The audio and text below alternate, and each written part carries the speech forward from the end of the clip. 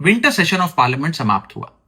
हम एमपीज को संसद में बोलने का जितना टाइम मिलता है, मुझे लगता है वो हमारा टाइम नहीं है, वो आपका टाइम है।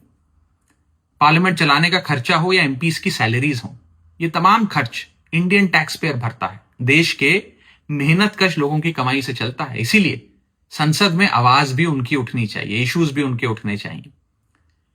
ताकत एक एमपी की आवाज में, उसकी पोजीशन या पद में नहीं, असली ताकत है आपकी आवाज में।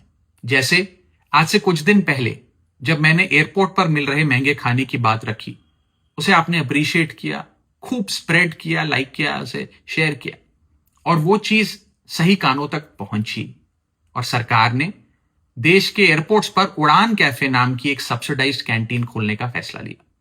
ठीक उसी तरह इस बार भी विंटर सेशन ऑफ पार्लियामेंट में हमने कई इंपॉर्टेंट इश्यूज उठाने की कोशिश करी। मुझे उम्मीद है कि उस पर भी कार्रवाई जरूर होगी।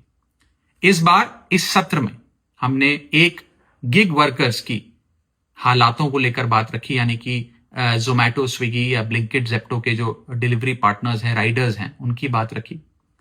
कैपिटल गेन टैक्स को कम करने की जरूरत है, इंडियन इन्वेस्टर को प्रमोट करने की जरूरत है, उसकी बात रखी।